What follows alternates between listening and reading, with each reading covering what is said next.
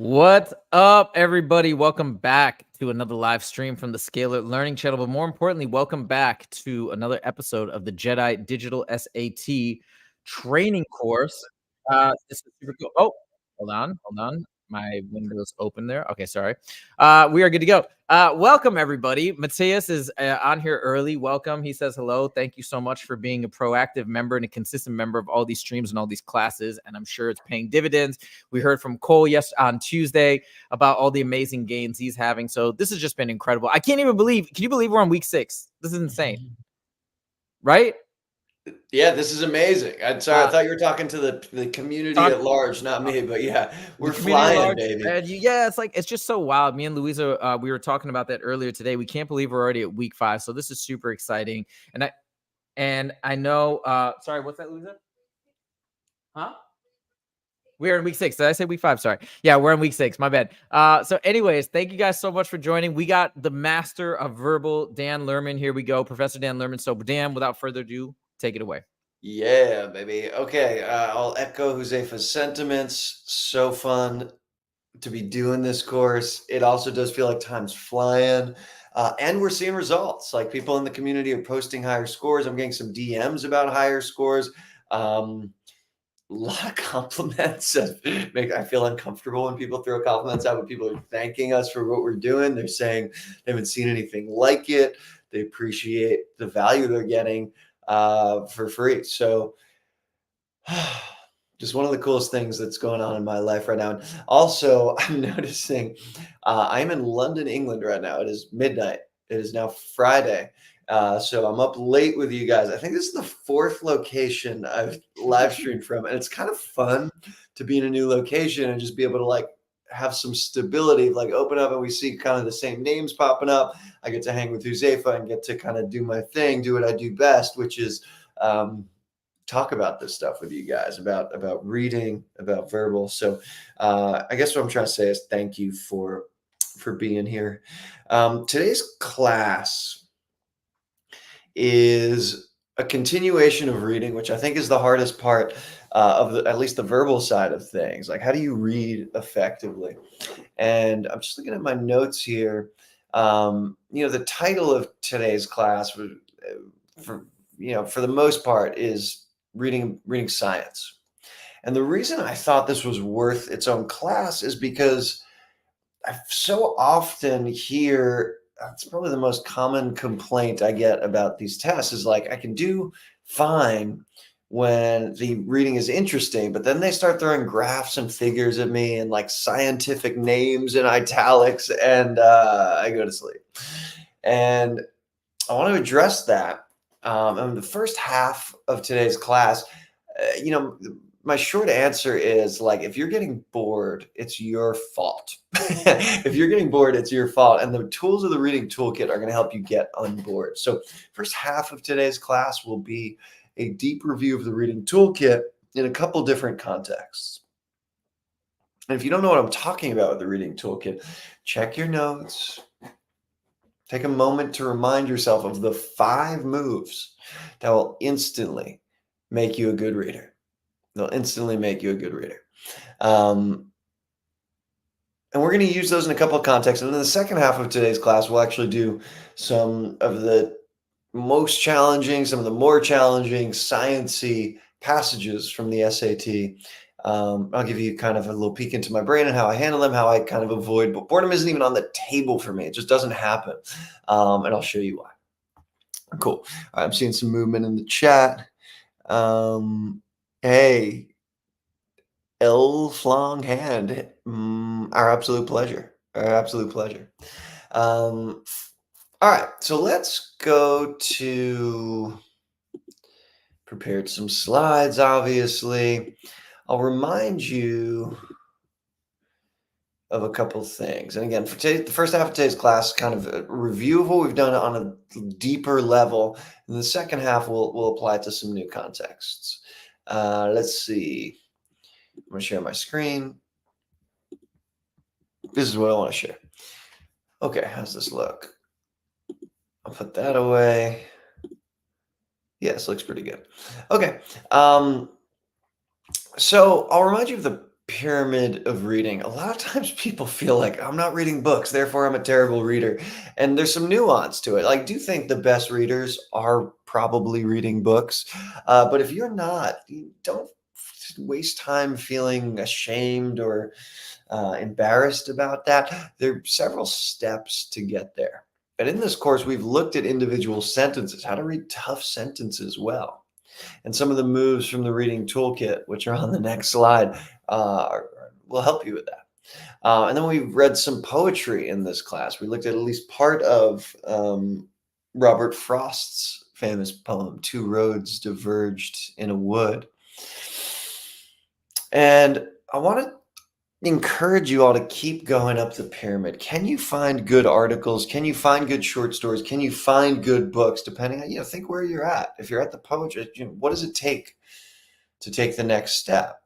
And I can't remember if I posted in this community or not, reading list. I think I posted a reading list in the verbal training grounds. If I haven't, just go to our school community and request it, and I'll give you a reading list. And I think I have all, like, most of the different levels. Like, how can I practice close reading on poetry, articles, and short stories? So I want to go as high as we've gone in this class on the reading pyramid, and I want to read at least part of an article. I'll recommend you read the rest for homework. And again, first half of this class, these are the 5 moves we're going to be practicing: world making, personalizing, parsing, linking, and defining. And if you missed what these are, you can go back to old classes, check your notes. I'm not going to, I think this is the 3rd week we've been talking about this, but again, these are just tools to help you read effectively. So let's look at a great article. I'm going to actually make this full screen. I think you should be seeing it. Yeah. Okay, good. I'm going to give people, let's say, 3 minutes to read this, and I'm going to ask you to try and hit all 5 moves of the reading toolkit while reading this paragraph. Take your time, but I want you to world make, personalize, define, link, and parse. 3 minutes on the clock. Begin now.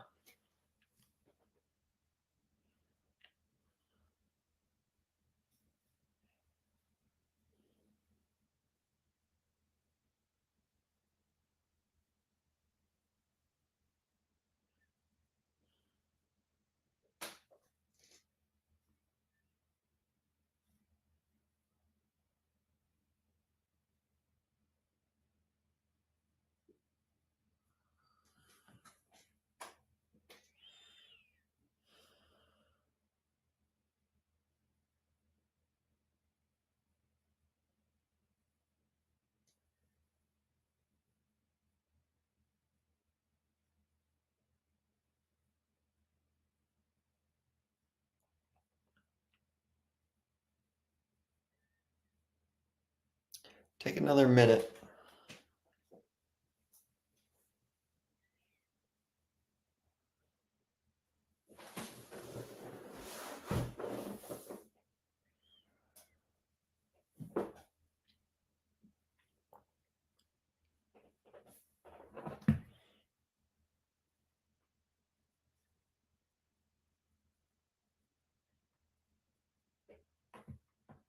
Okay, I'm going to ask you to put in the chat a specific example. If you're here live with us, a specific example of world making, personalizing, parsing, defining, or linking, something that you did that you now have a name for that equates to good reading, something that could take the place of boredom or fear that you're not going to get into Columbia. Like, all that stuff doesn't help. The 5 moves do.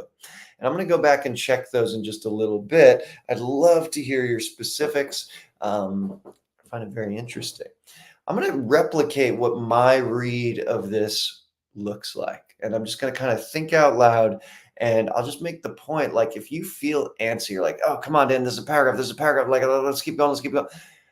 You probably have an attention issue. Now, I'm not diagnosing you with ADD or anything like that, but I'm saying to do well on this test, you have to slow it down, at least at first, until you can, learn all the skills and get them moving quickly. But for now, can you really put all of your focus on this the way I'm about to?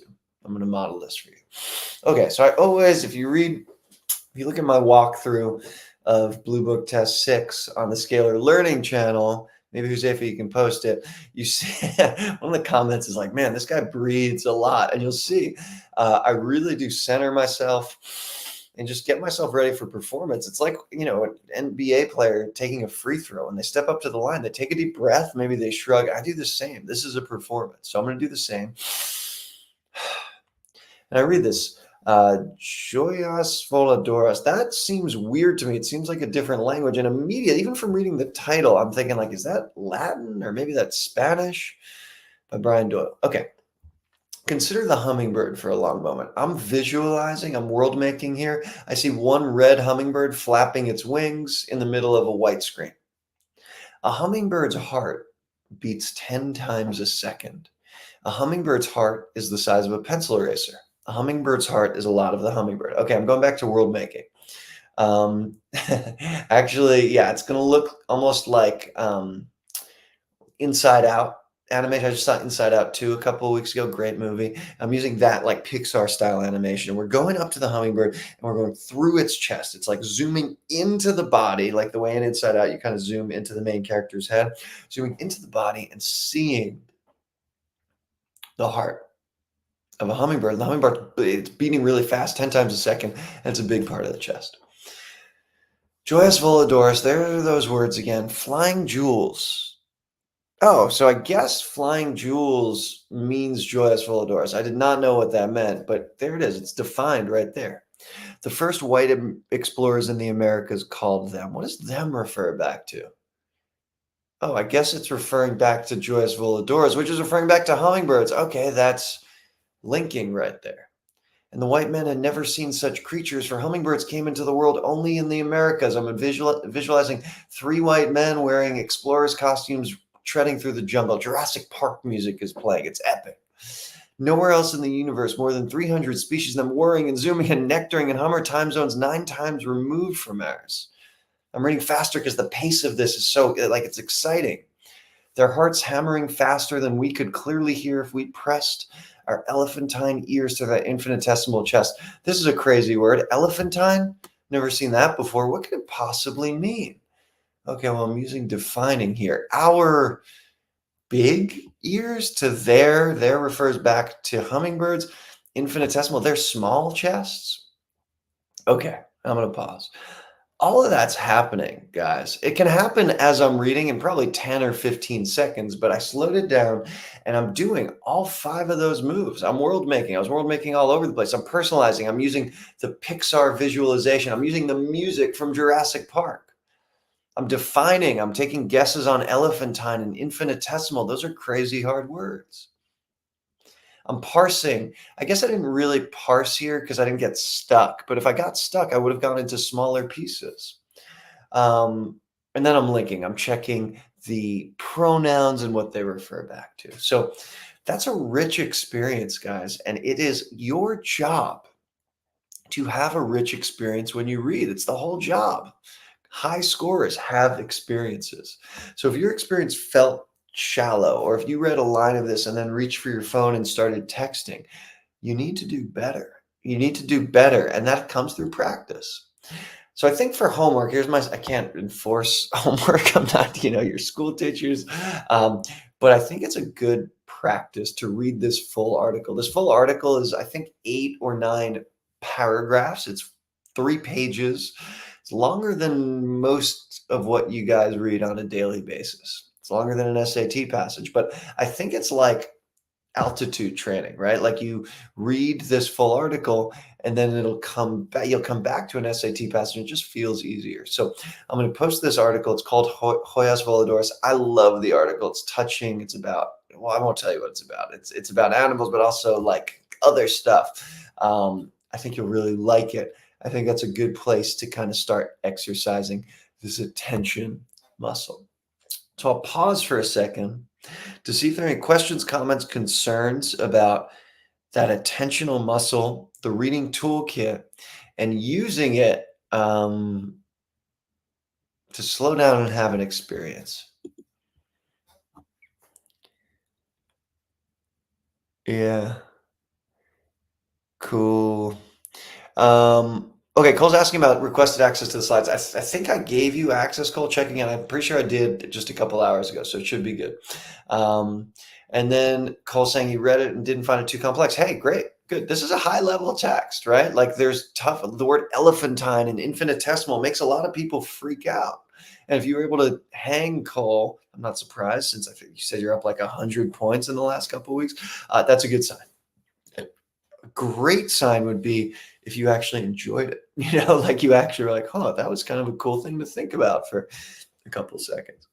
Um, okay, so let's up the difficulty level. And this, in my opinion, is not a great article. In fact, this is from the old SAT, but it feels like something they would pick for the digital SAT as well, because it's old, it's complex. You can see it's written in 1805.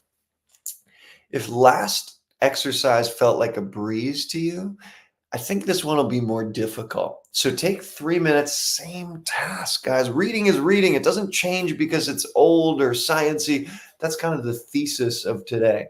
Reading is reading. Good reading is good reading. So the 5 moves, try them out. 3 minutes to read this really difficult passage. You can start at the top.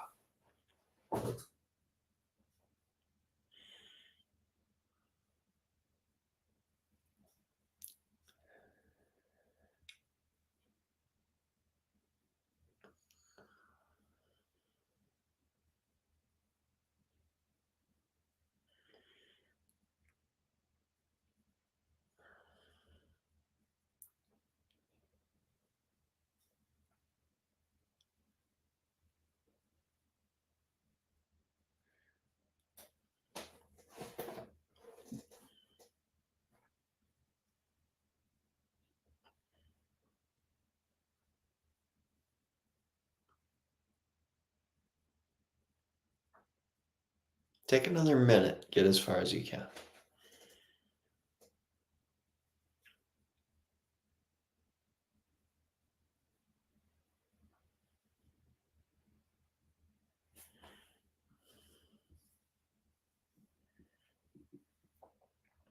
Okay, and before I kind of comment, think about these moves. I think by now we're world making and we're personalizing. I've been hitting you over the head with those ideas for the last couple of weeks. But are you linking? Are you parsing? Are you defining? Take a minute to try and answer these questions. What does there refer back to? What did you parse if you got stuck? And can you define all these insane words? I picked this because I think it's the hardest thing I've seen. It's like, 10 out of 10 on the difficulty scale. So actually try these questions.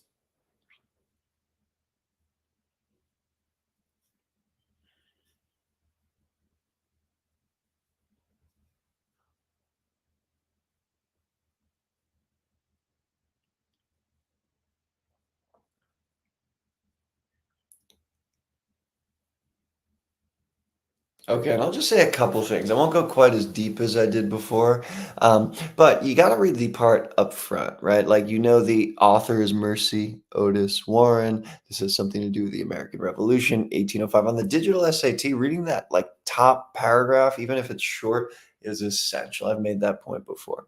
So, Mercy Otis Warren addresses the time period right after the American Revolution.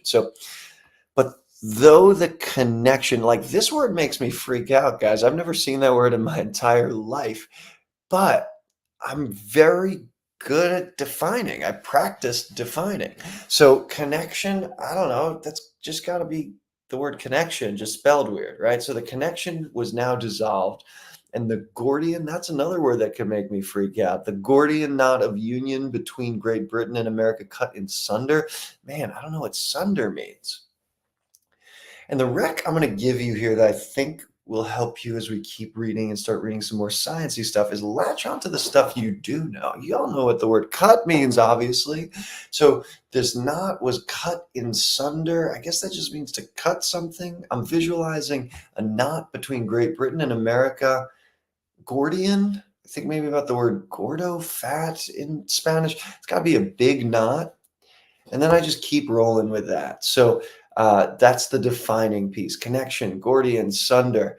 I'm rolling with it. I'm taking my best guess. I'm not getting too flustered. Parsing, which is kind of what we just did, yes. The point I want to make about this is there's so many pronouns, right? Like their debts were unpaid, their government, they. What do these all refer back to? Take a moment to try and answer that. The theys and the theirs that are all the way down here, who's being talked about? What's the link of there in line 11 and 12? And the answer is Americans all the way back here. So you better bet that on the digital SAT, these old passages and these sciencey passages are going to challenge you to link, even if it's 5 or 6 lines before. Cool. Okay, I'm going to pause for a second, then we'll do a quick questions toolkit review, and then we'll get to science. Yeah, Cole nailed it. They does refer to the American people. Hell yeah. Yeah, Cole's confidence is high right now. I love to hear it.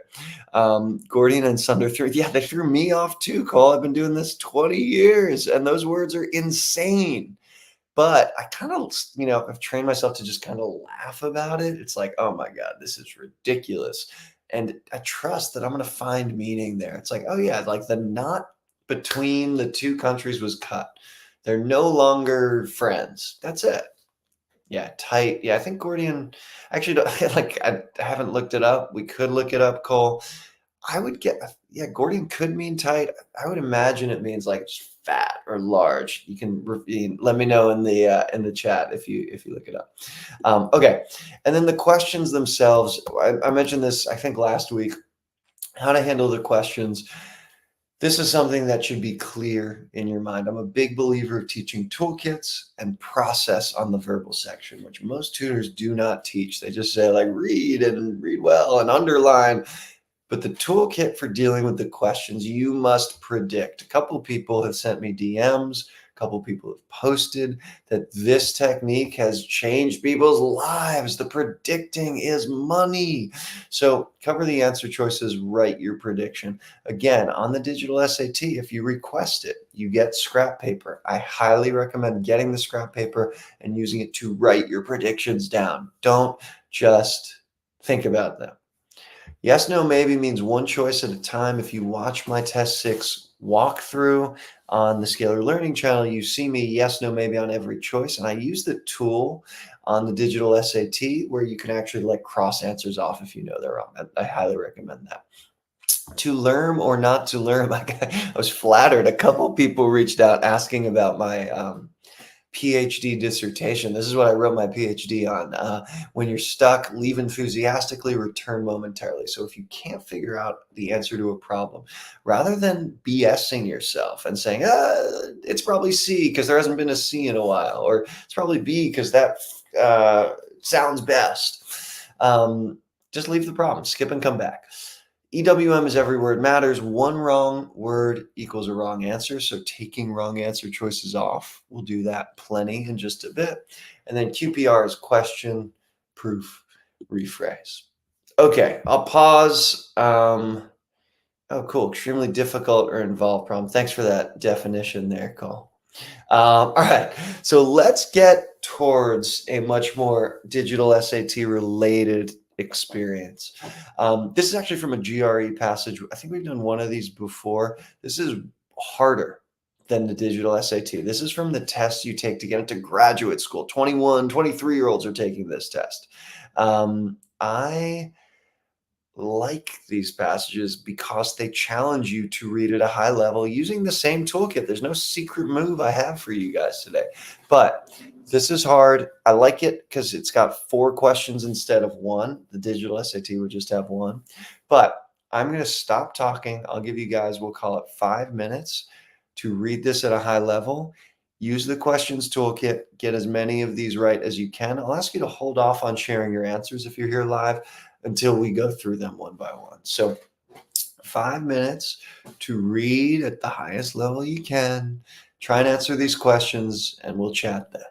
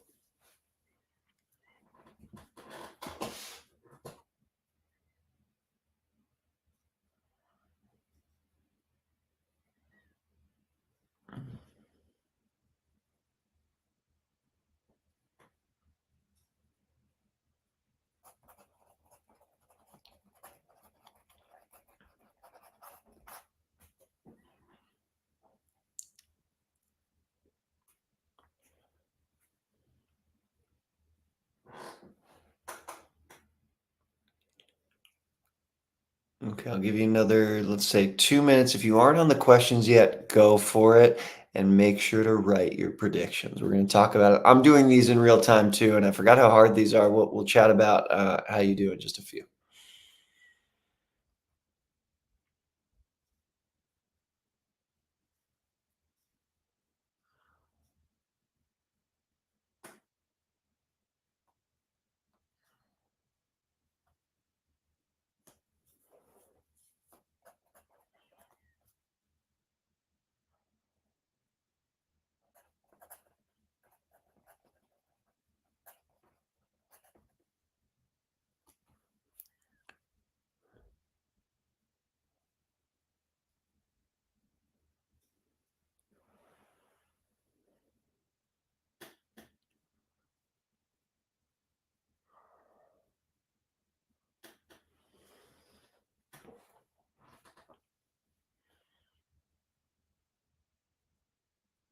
Okay, take 30 seconds, get as far as you can.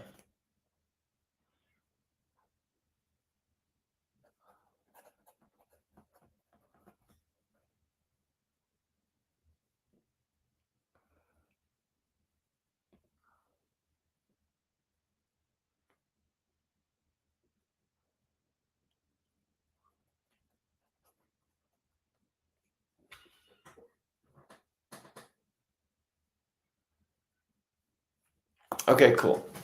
So I want to focus on the questions here, just assuming that you were able to use, some of the toolkit to at least have a decent read here. But this is hard. If you feel like your read wasn't that good, you probably need work on this, which is what we're going to do for the rest of today.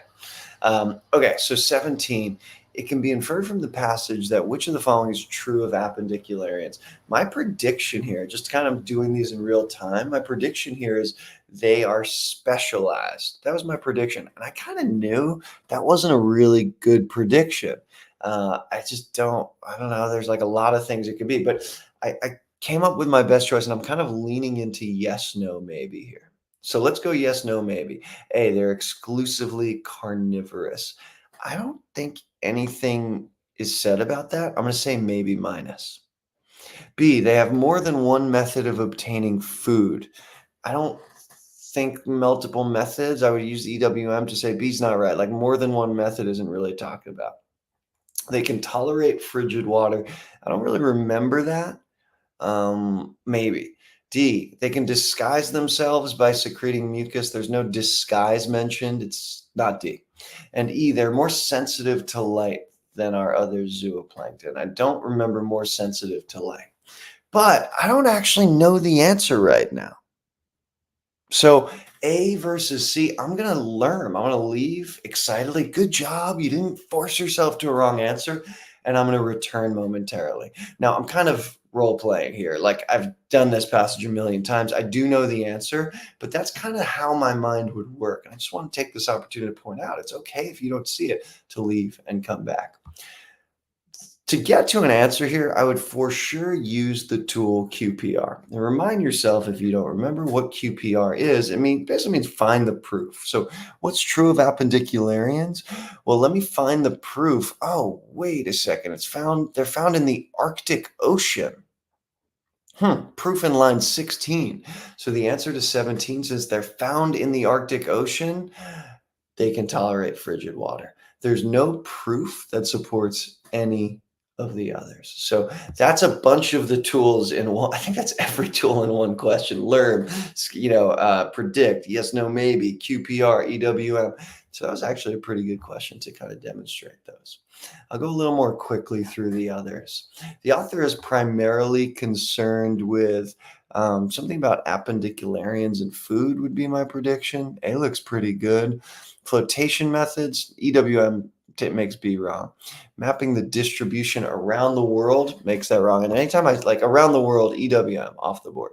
Describing how appendicularians differ from other zooplankton. No, not really. Comparing the various types of balloons, not various types of balloons. So it's A, it's how they obtain food.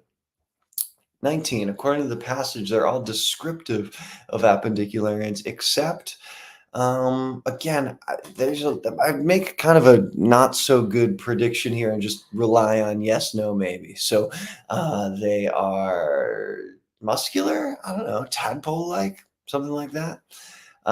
Tailed. I think they do have tails, and you could use QPR to find that. Vegetarian.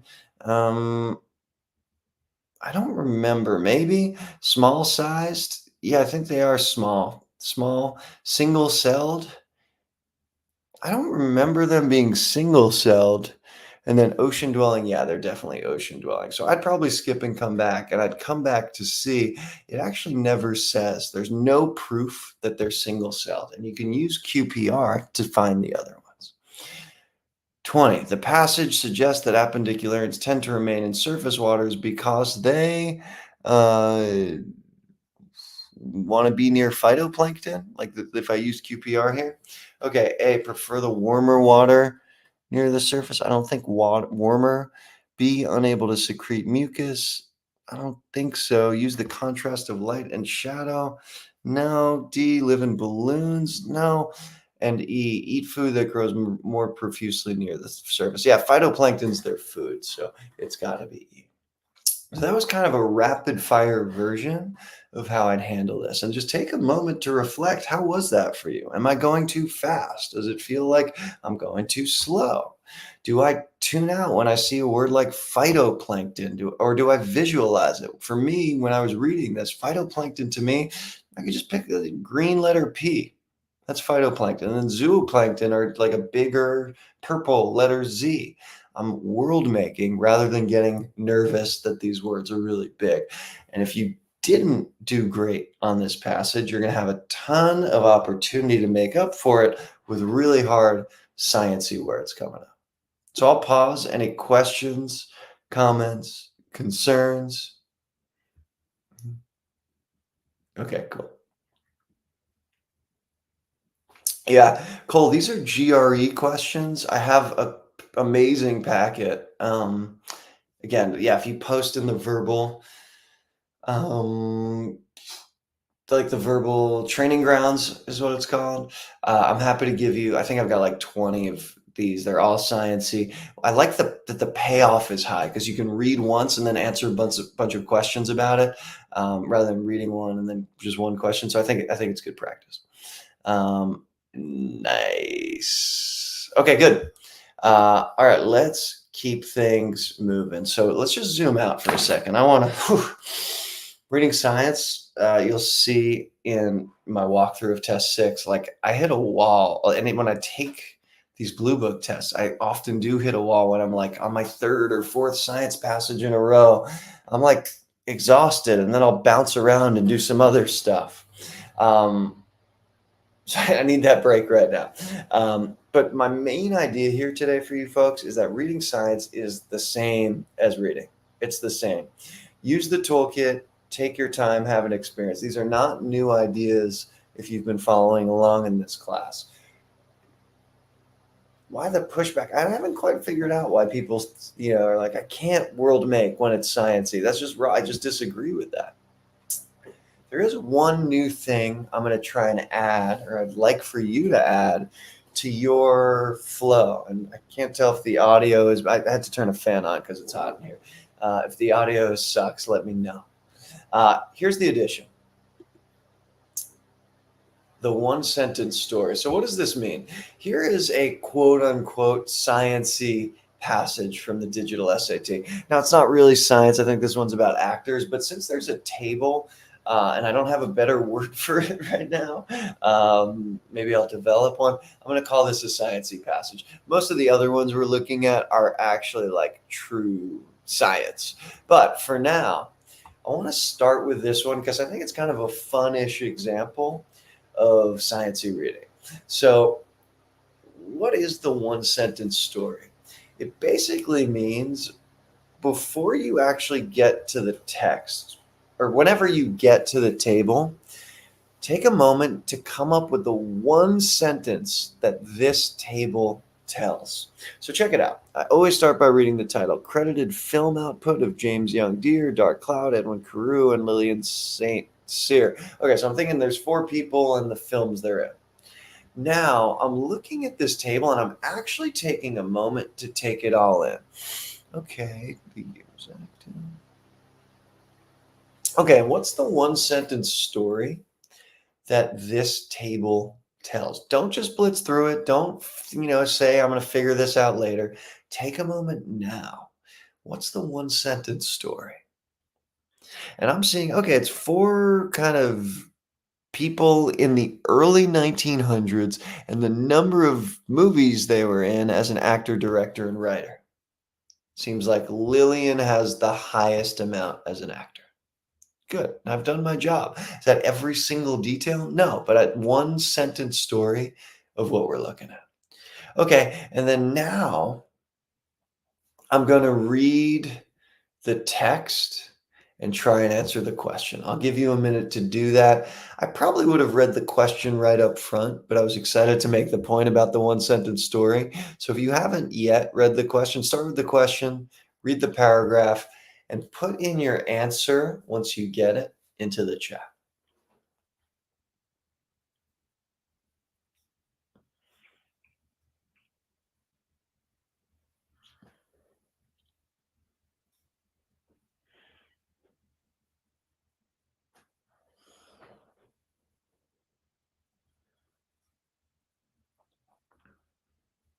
Take 10 more seconds.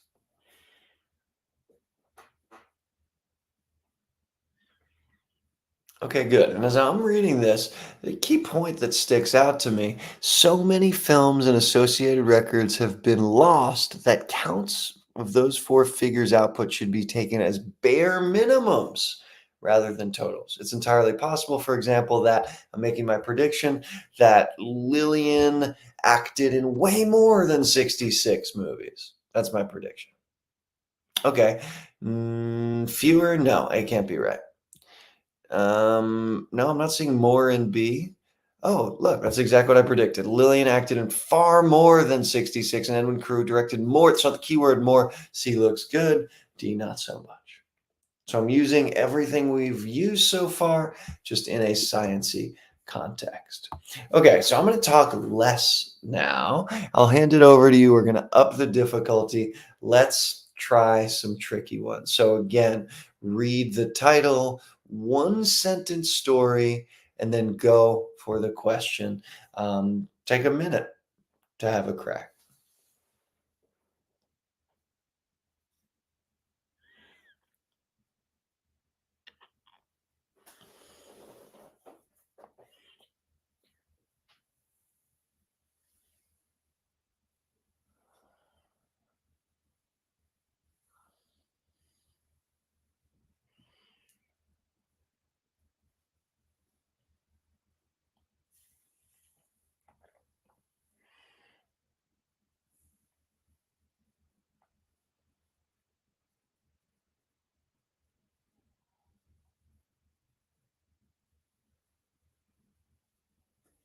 Take another 10 seconds and at least get to a prediction.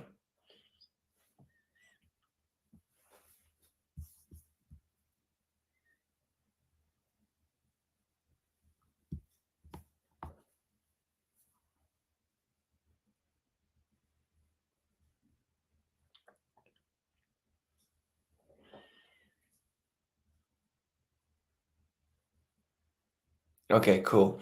So I'm reading here, and the claim they're asking about a claim. You have to find what the researcher's claim is. Here's the word claim. They claim that two languages with very different spoken rates can nonetheless convey the same amount of information in a given amount of time.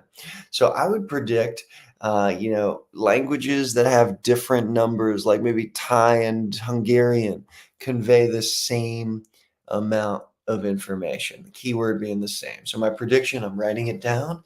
Thai and Hungarian convey the same amount of information. Even better might be like Thai and Spanish, because those are different in the rate of speech. So Thai and Spanish convey the same amount of information.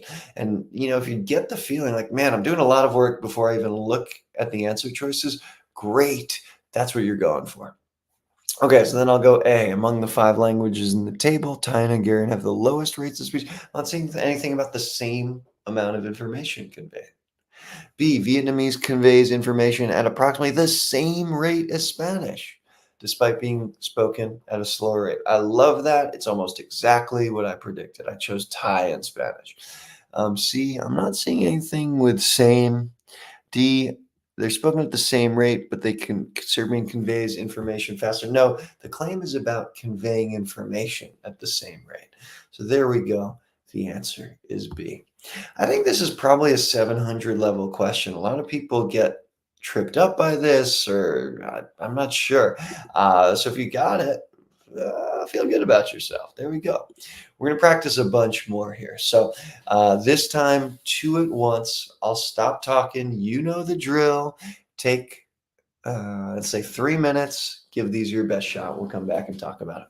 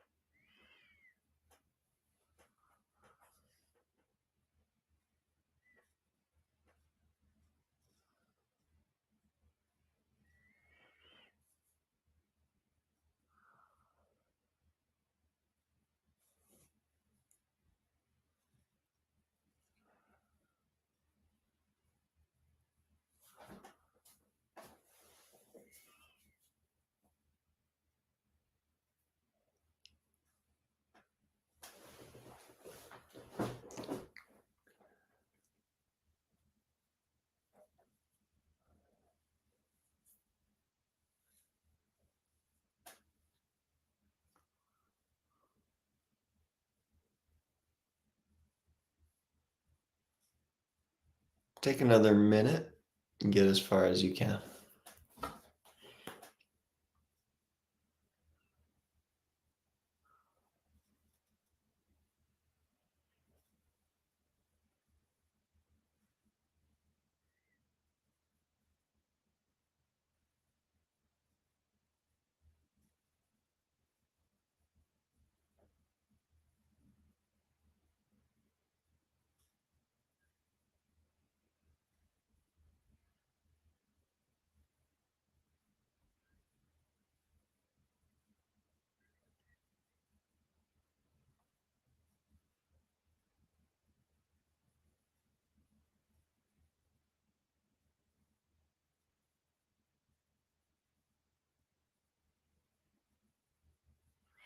Okay, let's talk about it.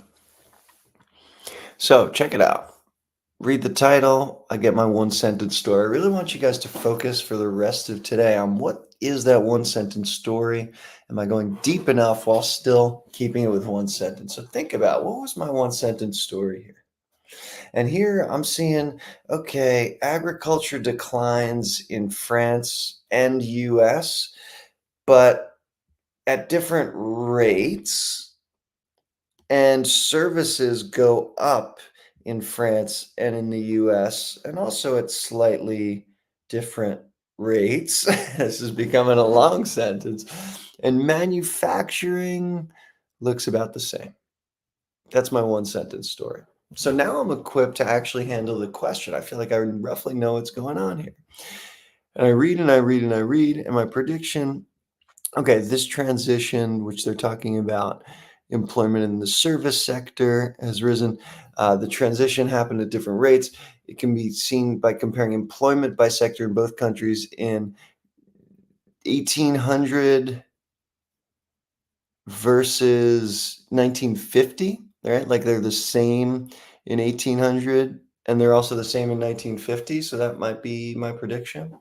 Okay. Hey, 1900 and 1950. Oh, that actually also works because they're the same in 1900 and different in 1950. That feels good.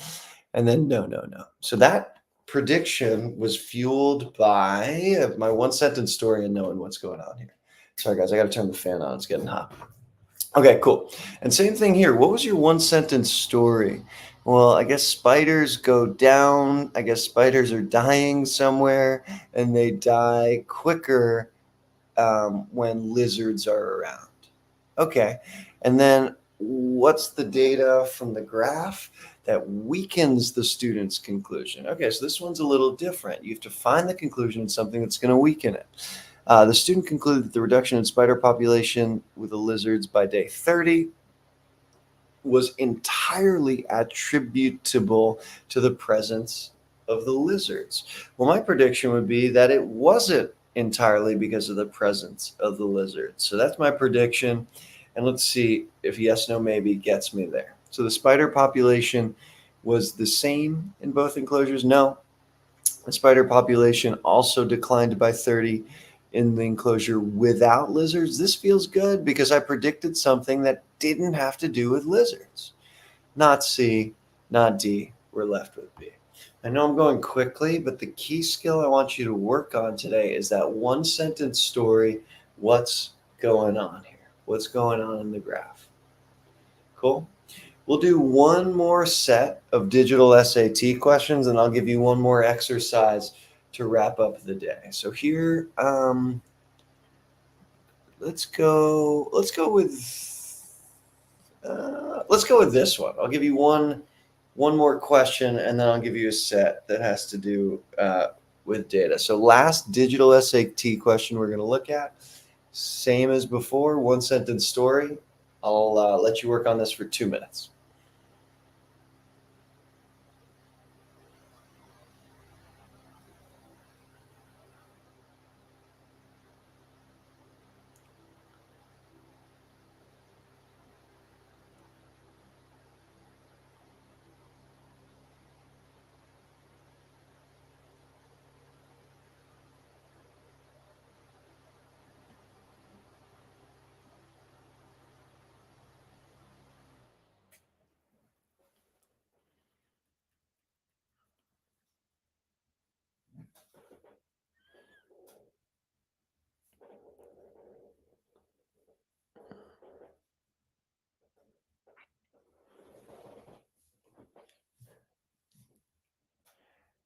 Okay, and this one isn't actually as hard as I remember, but what was your one sentence story? Did you get into it? Did you see that not only did these graphs of managers and department leaders go up, but the department leaders went up at a higher rate than the managers? And if you did see that, that can help you get to the answer. So here, I'd predict something like the amount of department leaders went up at a higher rate than the managers, and it gets me to the right answer, which is C.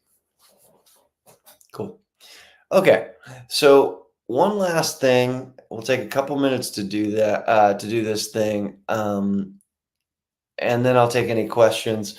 I'm going to stop sharing for a second. I want to pull up, I compiled just a bunch of figures from actually from the ACT, but from sciencey type passages that might as well be on the digital SAT. And I just want to work that muscle of seeing the figure, coming up with a one sentence story. And I chose some really hard ones. So give me a second to do this. to pull this up, and that'll be the last thing we get to today. Make sure you guys are hitting that like button. If you are liking what you're seeing, obviously Dan is preparing the best of the best when it comes to lecture material and stuff for the SAT. So click that like button. All right, guys. Thanks for all the participation. Cool.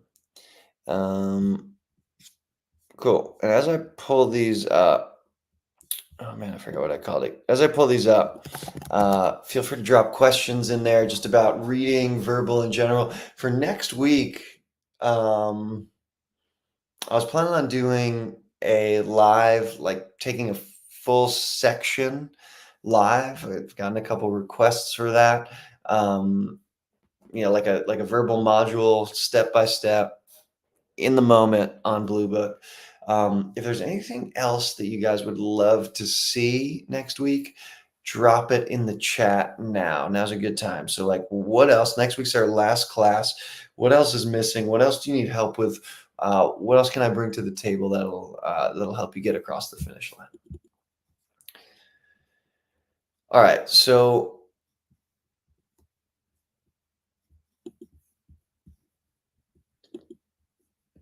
where's my, okay, cool. I'm gonna share screen and I'll just pull up a couple weird graphs, and I purposely gave no context here. And this is kind of it's just a collection of a bunch of weird, kind of challenging graphs. So take a moment here. What's the one sentence story of figure 3? And what's the one sentence story of figure 2? Figure 2 is all of these, and figure 3 is just that. So take a moment to think about that. See what you get. I'll share with you mine in just a second.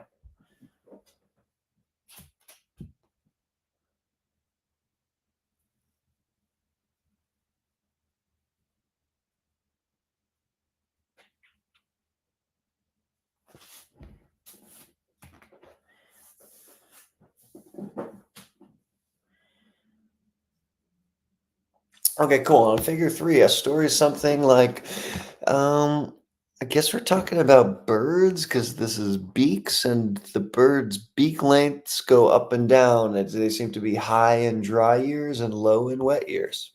That's your one sentence story. I know it's a long sentence, but you really want to train your eye to look at all the details. What about figure 2? Well, I guess these are 3 different islands: Island A, Island B, Island C.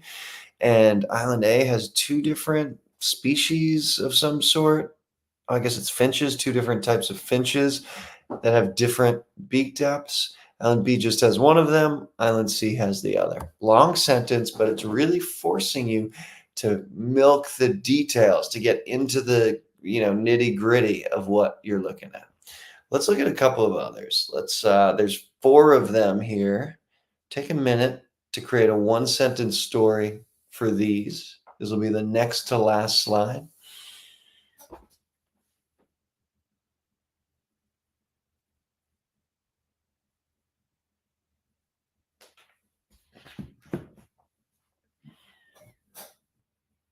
Okay, cool. And just, figure 1, it looks like monthly precipitation goes up and down. It's highest in February, lowest in July. Figure 2 looks like 2 different elements. Monthly wet deposition goes up and down for copper and zinc. Figure 3 for Cl and SO4 2 minus. And for figure 4, it's the amount, like difference in an urban and 2 rural sites for copper and zinc. And hopefully you get to the point where you're just looking at these like, oh yeah, that's the story, that's the story, that's the story. This last one, I know I was going really fast. This is it in real time for me. I'm just able to look at these and tell you what the story is. So I'll post this if you need some practice looking at complex figures and graphs. I think it's a really good muscle to exercise as we get to the sciencey questions on the digital SAT. Dan, we're getting a question. A few folks are asking about the very last question. I think you said the answer was C, but Cole and L Flash are thinking that the answer may have actually been D. Do you think you could? Okay, yeah, very possible I made a mistake here. Let's go back to it. It's nearing 1 o'clock here. Let's check it. Cool. All right, it was this one. Let's see. I predicted Okay, so let's just break it down. I kind of rushed through this. What supports the researcher's conclusion? The conclusion is that CEOs wanted to connect with more departments.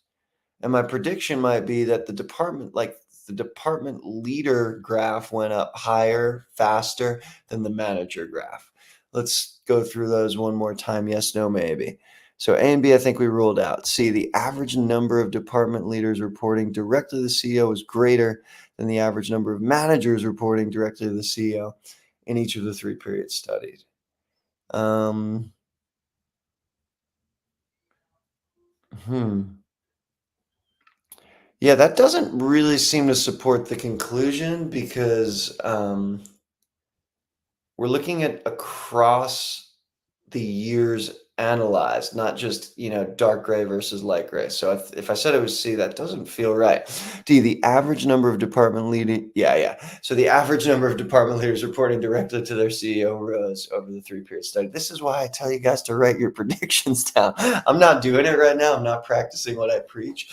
But yeah, if I wrote down what I said, it was pretty much exactly D, that like the dark gray, the department leaders, is going up over the 3 years. So sorry about that mistake, guys. I was rushing at the end and just kind of wanted to keep moving. Nice catch, people. It is good to hear that there's some pushback. I love that, and also good. I love like I never try and do it.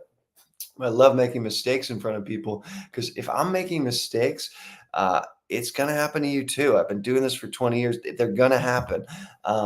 It's just a matter of catching those mistakes and locking in on the day of the test and, you know, becoming a method maniac, writing your predictions, making sure you match them so you don't do what I just did. So learn from my mistake. Good call.